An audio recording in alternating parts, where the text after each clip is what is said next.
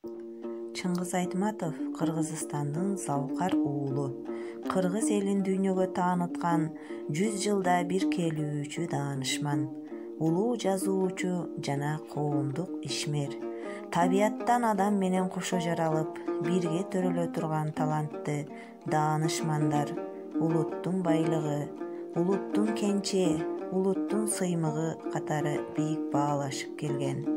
Залкар таланттар тууралуу ким болбосун толук ийне жибине чейин билгиси келет. Ушундан уламбы, алар жөнүндө өтө көп жазылат.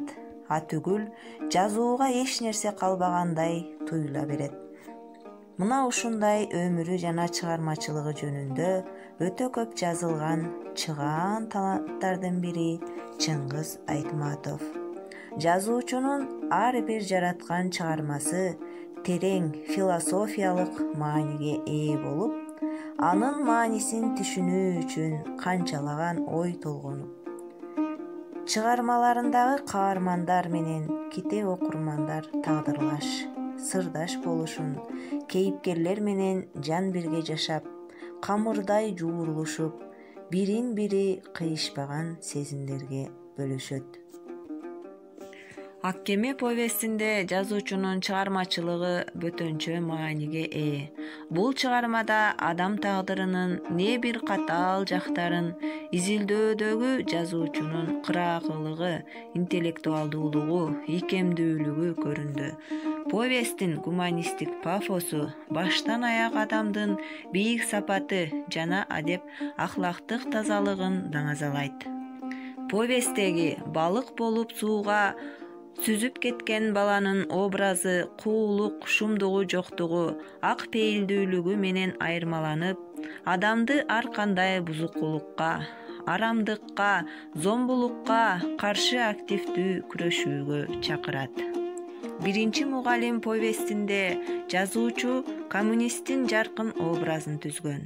Революциядан кийин Дүйшөндүн мектебинен алиппе тааныган Алтынай сыяктуу кыргыздын улан кыздары академикке чейин өсүп жетилет.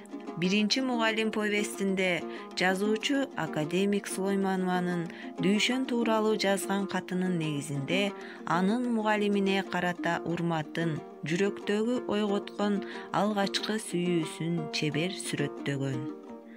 Адамзаттын жана аалам проблемасы, Саманчынын жолу, Гүлсарат, Аккеме, Деңиз бойлой жоорткон ала дөбөт, Фудзиямадагы Кадыр түн, Кыямат сыяктуу чыгармаларында философиялык негизде сүрөттөлдү.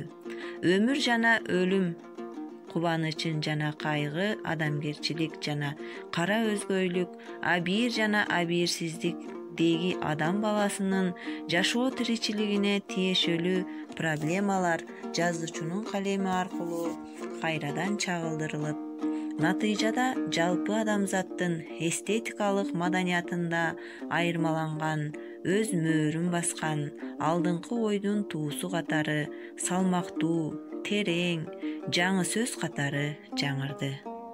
Толгонайдын, Танабайдын, Эдигейдин, Момундун жана башкалардын, жада калса Гүлсараттын, Мүйүздүү Бугененин, Акбаранын монологунда, муң азабында философиялык категориялар, эстетикалык көз караштар каймактай болуп калкып чыга келди. Турмуштун тереңдигинин жана ар тараптуулугун, философиялык мазмунун чагылдыруу жазуучунун кредосу болуп саналат. Чыңгыз Айтматовдун ысымы бүгүнкү күндө дүйнөнүн бардык бурчтарына маалым.